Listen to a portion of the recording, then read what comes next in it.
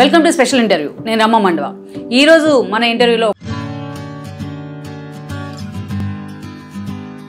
Medical field చూస్ చేసుకోవడం అంటే it's not easy. అసలు థాట్ కానీ మా ఇంట్లో ఏంటంటే మా ఫాదర్ కానీ మదర్ కానీ ఫస్ట్ నుంచి కంప్లీట్గా నా చాయిస్కే వదిలేసే వాళ్ళన్నింటికి. ఫస్ట్ జనరేషన్ నేనే డాక్టర్.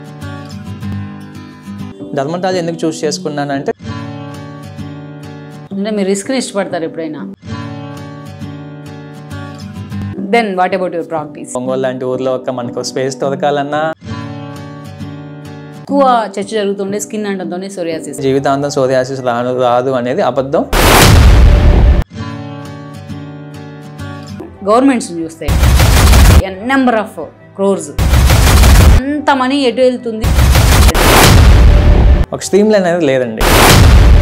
కార్పొరేట్ హాస్పిటల్స్ మీద కూడా అదే స్థాయిలో విమర్శలు వస్తూ ఉంటాయి కదా. When a business man runs the hospital business లాగే చూస్తారు. ఒక డాక్టర్ రన్ చేస్తే డాక్టర్ లాగా చూస్తారు. ఇప్పుడు most of the hospitals business man run చేస్తున్నారు. కరోనా లాంటి ఒక పాండమిక్ తర్వాత మీరు ఫేస్ చేసిన ఛాలెంజెస్ అంటే ఏం చెప్పు? అంతకుముందు బాల్డ్ హెడ్ అంటే ఓన్లీ అబ్బాయిలు అనేవాళ్ళు, ఎక్కడో రేర్ కేసులు అమ్మాయిల్లో ఉండేటివి. పాపడ తీస్తారు కదా సెంటర్లో, ఆ లైన్ అనేది ఫస్ట్ బాగా కనపడటం స్టార్ట్ అవుతుంది. ఆ పార్టీషన్ అనేది ఎక్కువ అవుతుంది అంటే అక్కడే ఆల్మోస్ట్ 90% ట్రీట్మెంట్స్ అయిపోతున్నాయి చాలా పార్లర్స్లో. కానీ వాళ్ళు పరిధిని మించి ఎక్స్ట్రాగా ఇంజెక్షన్స్ వేయటము.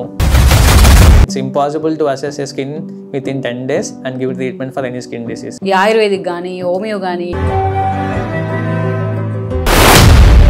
పేరుకి హోమియోపతి అనే బోర్డు ఉంటుంది కానీ రాసేదంతా అలోపతిక్ మెడికేషనే.